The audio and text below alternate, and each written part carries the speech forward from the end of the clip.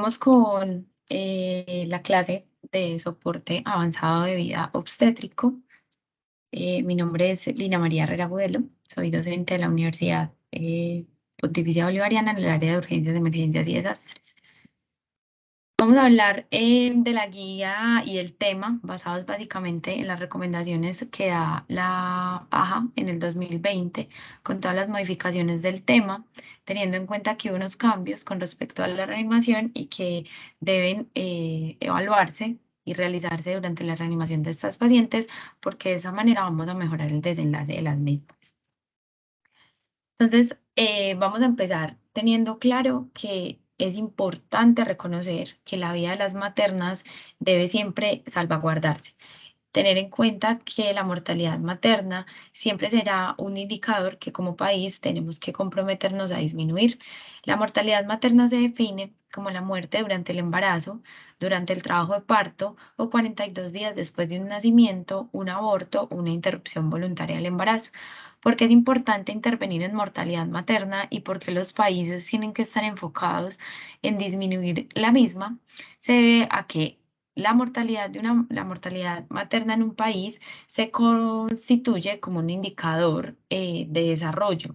Es decir, entre más muertes maternas existan, menos desarrollado será un país. Esta es una de las directrices ordenadas por la Organización Mundial de la Salud, que lo que busca es que como países siempre estemos involucrados en los procesos y en la realización de objetivos para disminuir este indicador. El paro cardíaco a nivel de la paciente obstétrica es un escenario clínico único porque involucra dos pacientes, la mamá y el bebé. Por esta razón es que las intervenciones y lo que hacemos con las pacientes embarazadas cambia con respecto a la población general. La muestra nacional de pacientes hospitalizados de Estados Unidos reveló que el paro cardíaco ocurre en una de cada 12.000 mujeres en trabajo de parto, que 800 muertes maternas ocurren a diario, que el 50% de estas pacientes reciben un cuidado médico subestándar o inadecuado y lastimosamente el 41% de las muertes que se presentaron o que se presentan diario en el mundo son realmente prevenibles y no debieron ocurrir porque debieron ser tratadas las causas previas, y eso es a lo que tiene que estar enfocado la prevención del paro cardíaco.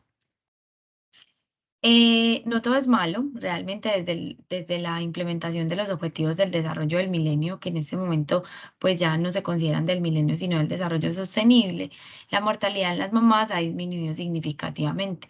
Para el 2015, una reducción que pasó desde los años 90, que correspondía a 1.100 mujeres hasta 480.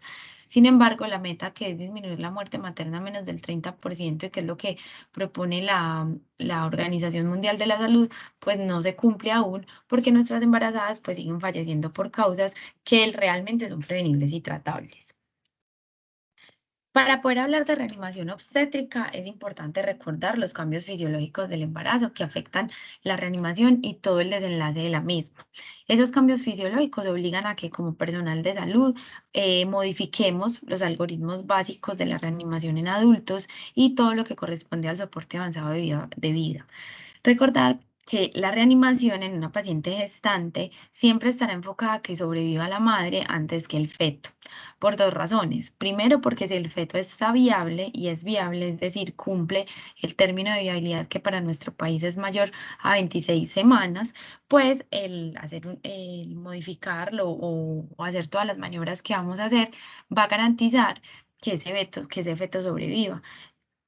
Por el contrario, si el feto no es viable, lo que estamos garantizando con todas las maniobras que vamos a hacer es que sobrevive la madre. Cuando estamos frente a un escenario como tal de una reanimación obstétrica, siempre es muy importante identificar de forma temprana esa paciente que está críticamente enferma y establecer de forma oportuna la forma en la que vamos a hacer el manejo y que de esta manera logremos prevenir el paro cardíaco. En las pacientes gestantes, el eslabón principal y el más importante es la prevención. ¿Qué cambios fisiológicos o qué adaptaciones maternas interfieren en el paro y en todo lo que tiene que ver con las embarazadas?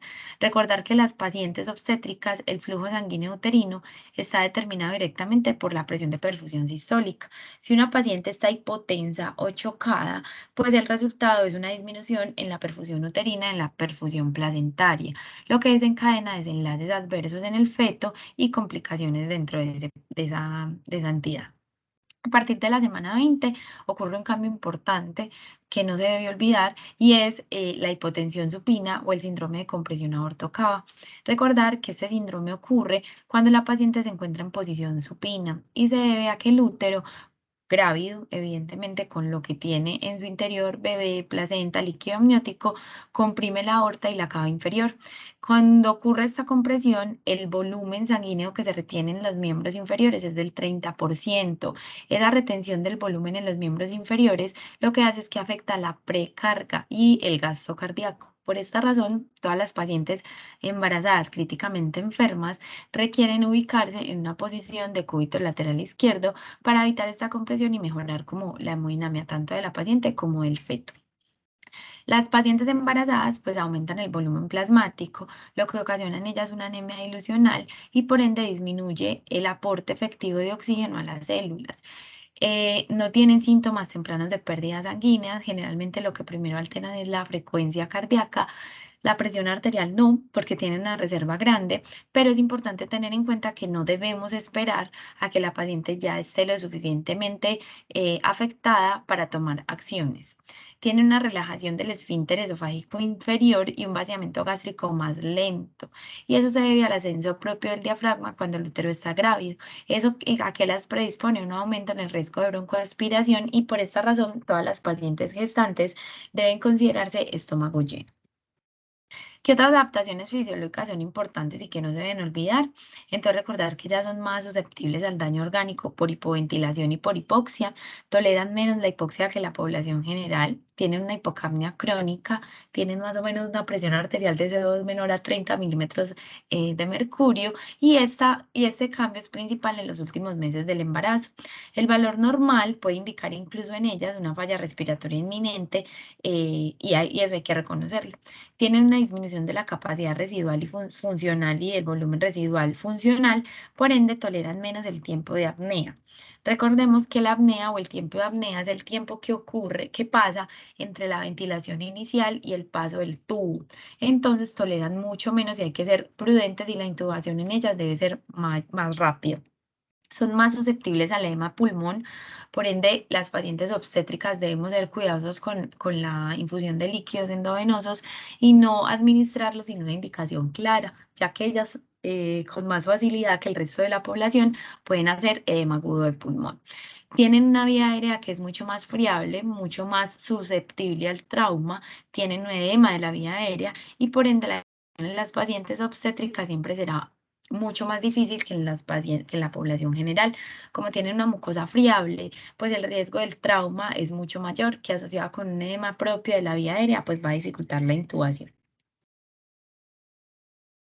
Recordar acá que al momento de intubar una paciente obstétrica, que lo vamos a ver más adelante, pues lo ideal siempre será que lo intube el paciente perdón, el profesional que más experiencia tenga haciendo el procedimiento para evitar intentos repetidos que la pongan en más riesgo. Entonces, la cadena de supervivencia es muy importante. La cadena de supervivencia en el adulto es diferente a la cadena de supervivencia obstétrica y esto está enfocado es por básicamente los cambios propios que tenemos. Entonces, recordemos que en la paciente obstétrica el primer eslabón de la cadena de supervivencia es el reconocimiento y la prevención. No debemos olvidar que toda paciente obstétrica que hace paro, pues es una paciente que previamente avisó que iba a hacer paro. ¿Eso qué quiere decir? Que no hay paciente obstétrica que antes del proceso del evento del paro cardiorrespiratorio no haya mostrado signos tempranos de que eso iba a pasar y que posiblemente la pudimos prevenir. Por eso el principal eslabón es el reconocimiento. El segundo eslabón y a partir de ahí la cadena no cambia mucho con respecto a la población general. Entonces, después de prevenir, si pues evidentemente no se pudo prevenir el paro, El siguiente eslabón es la activación de la respuesta o de la respuesta a la emergencia. El tercer eslabón es el RCP de alta calidad. El cuarto es la desfibrilación. El quinto son los cuidados postparo.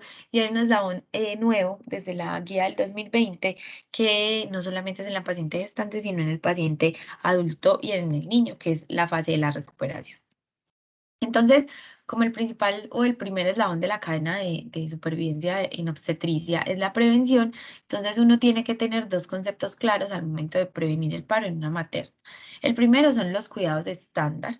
Recordar que los cuidados estándar lo que buscan es que la paciente críticamente enferma que está en riesgo de parada cardíaca, pues esté en una situación que disminuya ese riesgo. Entonces, lo primero es posicionar en decúbito lateral izquierdo. Recordemos el síndrome de compresión aortocava y la hipotensión supina, que es lo que estamos tratando de evitar cuando las lateralizamos. Suministrar oxígeno al 100%. Acá sí hay que hacer como una aclaración. Si la paciente satura más de 95%, pues evidentemente no hay que ponerle el oxígeno. Recordar que la meta en una gestante es 95% y tampoco debemos abusar del oxígeno, pues también es un medicamento y está muy de la mano con toda la activación de la liberación de radicales libres. Siempre vamos a canalizar dos accesos venosos. Esos dos accesos venosos deben ser de un buen calibre, 14 o 16, y deben estar ubicados por encima del diafragma. Recordar que siempre es ideal que esta canalización sea antes de que la paciente entre en paro o se complique porque ya canalizar una paciente en paro como tal es muy difícil. El cuarto paso siempre será identificar y tratar los precipitantes, es decir, si la paciente es preeclámptica, manejar la preeclampsia, si la paciente está sangrando, manejar el sangrado, si la paciente está deshidratada, la hidratación. Esto va muy de la mano con el hecho de prevenir que esa paciente haga paro. El segundo paso para la prevención del paro cardiorrespiratorio en una paciente obstétrica es la estratificación temprana. Para la estratificación temprana contamos con ese cuadro de colores que realmente la memoria puede engañarlo a uno y realmente lo que tenemos que tener claro son las cosas que evalúan y el puntaje para que uno tome decisiones. Entonces evalúa la presión arterial sistólica, la frecuencia respiratoria, la frecuencia cardíaca, la FiO2 que necesita para mantener una saturación superior a 96%, la temperatura y el estado de conciencia. Da unos puntos, si la paciente tiene un punto igual o mayor a 6, se debe activar un equipo de respuesta rápida, iniciar un monitoreo continuo y esta paciente debe ser monitorizada en la unidad de cuidados intensivos. El siguiente eslabón de la cadena, después de que prevenimos y tratamos las causas subyacentes que tienen a esa paciente críticamente enferma, pues es el reconocimiento y la activación temprana del código azul. Recordar que el código azul es un sistema de emergencias que lo que pretende es que frente a un paciente que está en paro cardíaco llegue la ayuda necesaria para la atención de la condición. Entonces, cuando activamos un código azul obstétrico, debe quedar muy claro que es obstétrico porque el equipo del código azul en un paciente gestante debe incluir unas personas que no se incluyen en la reanimación de un adulto o población general, que son el obstetra, el neonatólogo, el anestesiólogo, el instrumentador y personal de enfermería. Por ende, recordar que la activación del código azul siempre tiene unos pasos. Código azul obstétrico en sala de reanimación, código azul obstétrico. Es importante la activación del código azul en este orden y repetirlo porque de esta manera garantizamos que las personas que deben escuchar el mensaje lo escuchen y lleguen al lugar donde estamos. No olvidar la importancia de activarlo como obstétrico porque evidentemente necesitamos un personal diferente. La prioridad es el regreso y soporte de la circulación materna, por lo que se van a retirar absolutamente todos los dispositivos de monitoreo fetal y el feto no se va a evaluar más durante el RCP. Tener en cuenta que si la mamá está en paro, pues evidentemente el paciente, el bebé también está en paro y pues en este momento continuar con estos monitoreos solamente aumentan la angustia del personal y no van a cambiar el desenlace de la misma. Siempre evaluar la paciente CABD, eso no cambia, o sea, para mejorar las condiciones que la tienen en paro, ¿cierto? Las compresiones, el tercer eslabón de la cadena, las compresiones como tal son compresiones de alta calidad. Es importante recordar por qué se deben dar compresiones de alta calidad y cuáles son las características de esas compresiones de alta calidad. Cuando vamos a comprimir una paciente obstétrica, recordar que es en decúbito supino sobre una superficie rígida, pero para poder administrar compresiones de alta calidad, pues debemos manejar un asunto que puede complicar la reanimación y es el útero. Para poder comprimir y que las compresiones sean de alta calidad, el útero debe lateralizarse a la izquierda. Previamente se utilizaba la tabla de Cardiff o la inclinación de la camilla.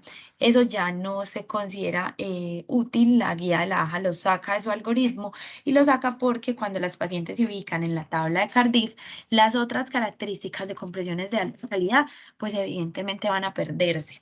Por ende, la lateralización del útero vamos a realizarla en estas dos formas que aparecen acá. Lo podemos lateralizar desde el lado derecho, moviendo el útero hacia el lado izquierdo, o desde el lado izquierdo con las dos manos trayendo el útero. Por ende, cuando empecemos con presiones es muy importante recordar que esa lateralización hace parte de todo lo que incluye las compresiones de alta calidad. Como vemos acá, tenemos un útero totalmente grávido con un bebé, una placenta y un líquido que está haciendo compresión sobre la aorta y la cava. Cuando lateralizamos, tanto la aorta como la cava inferior se liberan y pues evidentemente esas compresiones van a permitir que el 30% de la volemia que se queda en las extremidades inferiores pues fluya y la precarga mejore. Entonces, ¿qué son compresiones de alta calidad? Son aquellas compresiones que son de 100 a 120 por minuto. No es mejor el que da 130 o 140 o no es peor el que da 100. Debe ser entre 100 o 120. Dar más compresiones de 120 no es adecuado y es deletérea para la paciente y dar menos de 100 tampoco. Debe permitirse 5 centímetros de profundidad, permitir el retroceso elástico del tórax, por eso no deben ser más de 120 compresiones, porque eso es lo que estaría haciendo es una frecuencia mucho mayor que va a evitar que eso ocurra. Se deben evitar al máximo las interrupciones y creo que es la que más fallamos porque consideramos que por cualquier cosa podemos dejar de comprimir y eso es una situación que no debe pasar y evitar la hiperventilación porque como ya les dije, pues el oxígeno también es un medicamento y pues la idea no es sobrecargar a la paciente. Entonces, no olvidar la lateralización que hace parte de esas compresiones de alta calidad. Cuando empezamos a comprimir en un paciente de población general, la ventilación y la intubación no son, la ventilación es muy importante, pero la intubación no es tan importante. Esto cambia en la paciente gestante. Recordemos que todas las embarazadas se consideran vía aérea difícil y siempre será en ellas necesario un soporte ventilatorio temprano y la protección de la vía aérea para evitar que haya aspiración del contenido gástrico y complicaciones posteriores. Por ende, una paciente en paro, aparte de comenzar las compresiones de alta calidad, debe recibir intubación temprana. Recordemos que toleran muy mal la apnea, ellas toleran más la hipovolemia que la hipoxia, por ende, pues las pacientes no deben permanecer mucho tiempo sin intubación orotraqueal durante la reanimación. También debemos permeabilizar la vía aérea, pues la permeabilización de la vía aérea se da y se debe realizar mientras hacemos la preparación de todo el equipo de intubación. Recuerden que se debe intubar tempranamente a la paciente en paro, pero la permeabilización de la vía aérea es una medida temporal. Las formas no cambian en la paciente embarazada. Podemos hacer la maniobra frente-mentón, la cual está totalmente contraindicada si nuestra paciente está en paro secundario a un trauma, o la subluxación de la mandíbula, que es la ideal en este contexto. ¿Qué tubos vamos a utilizar? Entonces, la vía aérea, recuerden que es más edematosa, más friable, más susceptible al trauma. Por ende, los tubos deben ser menores a la población general. El tubo debe ser entre 6,5 y 7 milímetros. Debemos utilizar un laringo corto y como les dije previamente, quien intube a la paciente embarazada debe ser aquel personal que tenga más experiencia en intubación y no deben ser más de 2 intentos. Por ende, si no logro la intubación y considero que lo que estoy haciendo es traumatizar esa vía aérea y posiblemente complicar la intubación de alguien que sí tenga más experiencia, se pueden considerar los dispositivos supraglóticos. Recuerden que el dispositivo supraglótico no se considera una vía aérea asegurada, por ende, cuando estemos frente a una paciente en reanimación posterior al paro y después cuando se cuente con el personal adecuado, esa paciente debe hacerse el cambio del supraglótico al tubo orotraqueal. Em, En ellas, evidentemente, la ventilación con máscara es más difícil, la laringoscopia es más difícil y la intubación es más difícil, pero se contraindica totalmente la maniobra de Selig porque tenemos más riesgo de ruptura esofágica, de broncoaspiración y de complicar pues el paro que ya de por sí es un evento estresante. Entonces, la ventilación con presión positiva, que es la que vamos a dar en el contexto del RCP mientras preparamos todo para intubar, debe ser entre dos reanimadores. Entonces, esto es un cambio importante de la reanimación obstétrica.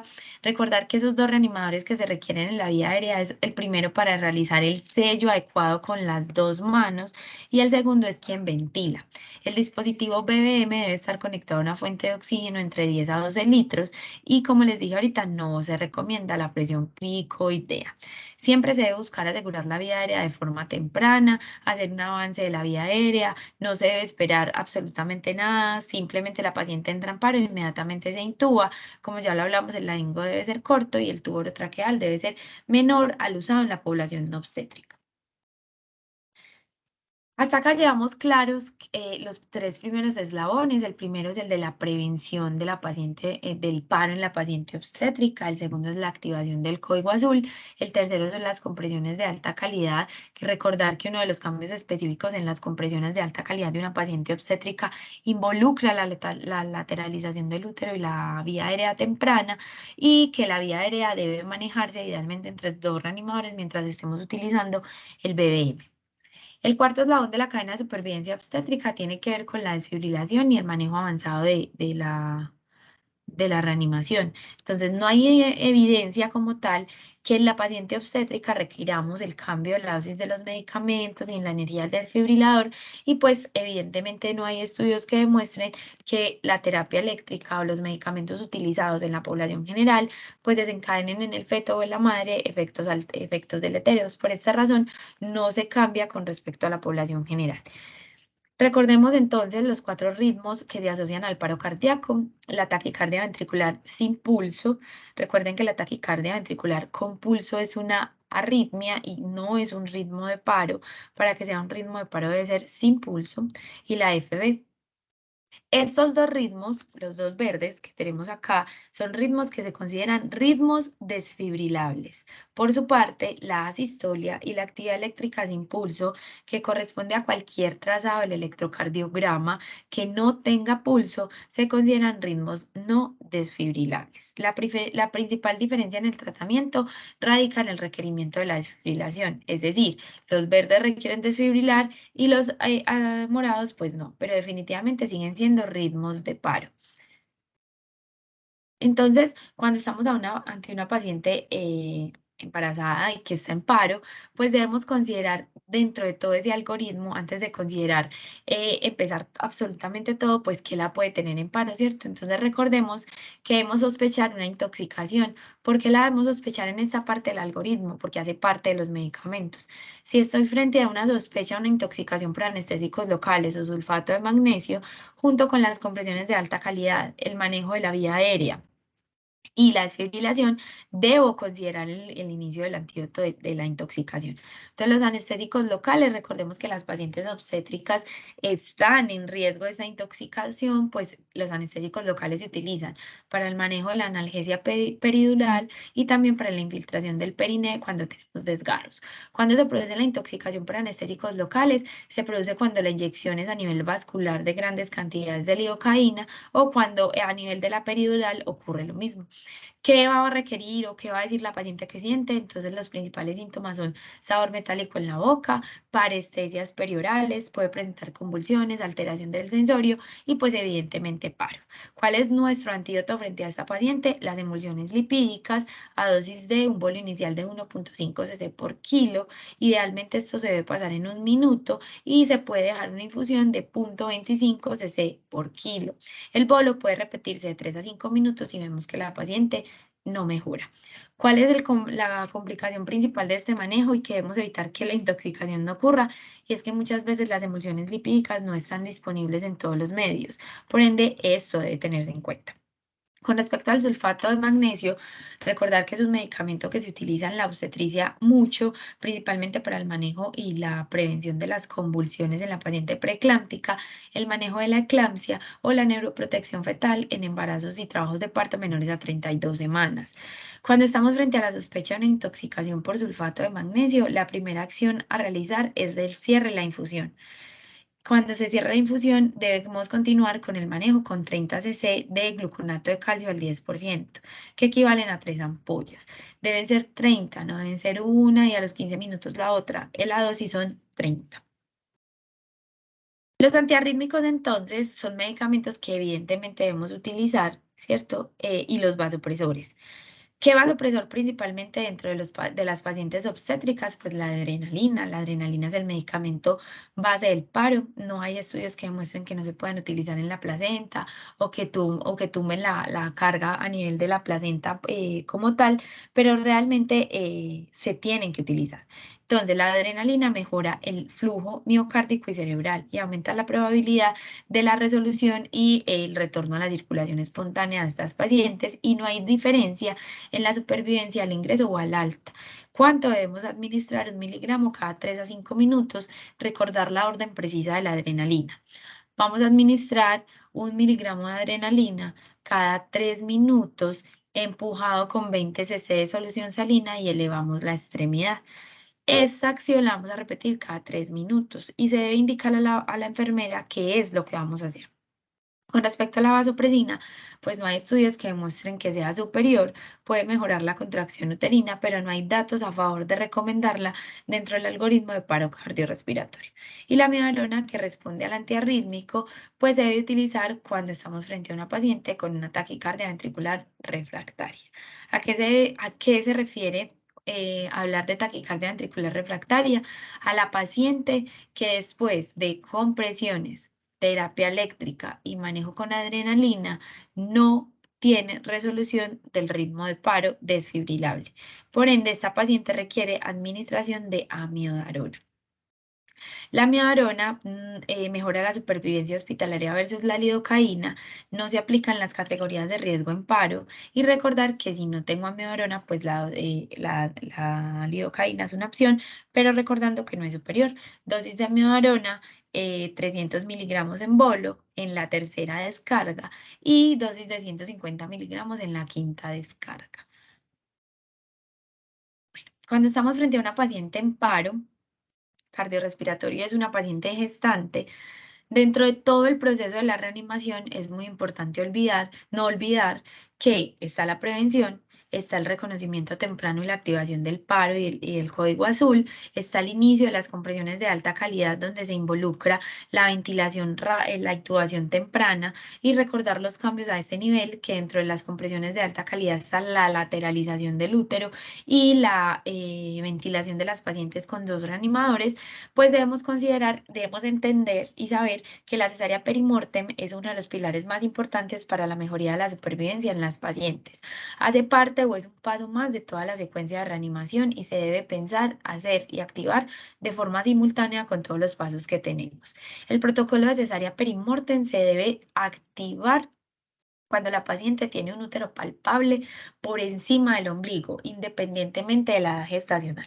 Antes se hablaba de que lo debíamos activar cuando la paciente tenía 20 semanas o más, pero recordemos que estamos en una época donde las técnicas de reproducción asistida pues conllevan a mayor riesgo de embarazos múltiples y por ende úteros palpables y más grandes, incluso antes de la semana 20. Entonces, toda paciente con útero palpable por encima del ombligo se debe activar protocolo de cesárea perimortem.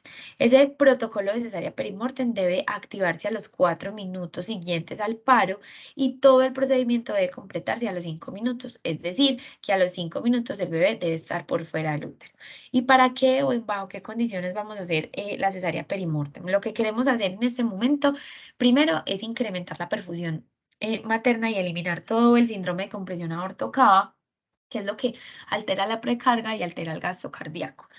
Salvar el feto y prevenir la hipoxia perinatal hay que entender esto, entonces recordar que el feto no es viable, el principal objetivo de la cesárea perimortem no es la condición fetal, sino la condición materna, quitarle a la madre toda esa carga que le genera a nivel hemodinámico la placenta, el útero grávido y permitir que las compresiones mejoren, la perfusión mejore y que el retorno a la circulación espontánea sea más rápido. Cuando el bebé es viable, lo que pretendemos, como ya se los dije, es una paciente en paro, su bebé está en paro, ahí sí es prevenir la hipoxia perinatal y tratar de salvar al bebé. Y evidentemente, como les acabo de decir, mejorar la efectividad de las compresiones y la ventilación, porque le estamos quitando a la madre pues toda la parte que es la responsable de los cambios fisiológicos. Entonces, recordar que el algoritmo de soporte avanzado intrahospitalario para el paro cardiorrespiratorio en el embarazo tuvo unos cambios, los vamos a recordar.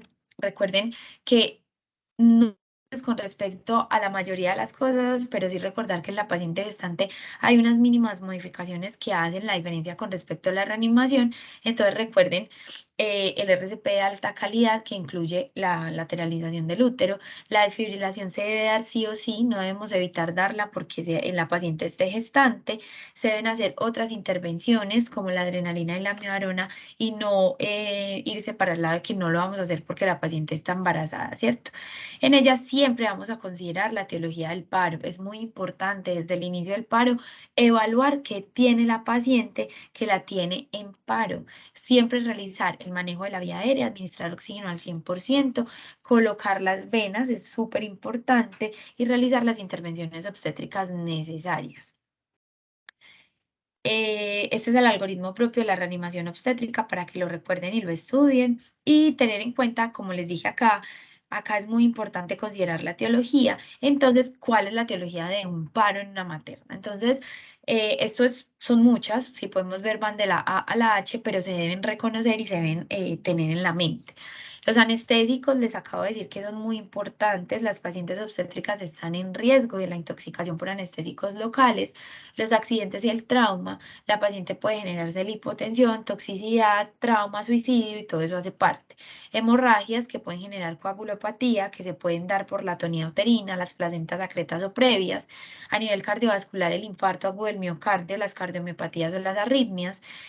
A nivel de drogas, pues la intoxicación por sulfato de magnesio, por la intoxicación por opioides o el manejo inadecuado de la oxitocina. Embólicas, como es el embolismo del líquido amniótico, el TEP y el SB, la fiebre que responde a la sepsis, la hipertensión, que es la eclampsia y el HELP, que no lo podemos olvidar, y pues en ellas no cambia el tener que pensar en las H y las T, que siguen siendo las mismas de la población general. Cuando estamos frente a una paciente obstétrica en paro, no podemos olvidar evaluar estas condiciones porque es lo que nos va a permitir manejarlas, tratarlas y lograr que la paciente salga del paro. Eso es lo que tenía para ustedes hoy. Espero que les haya quedado claro.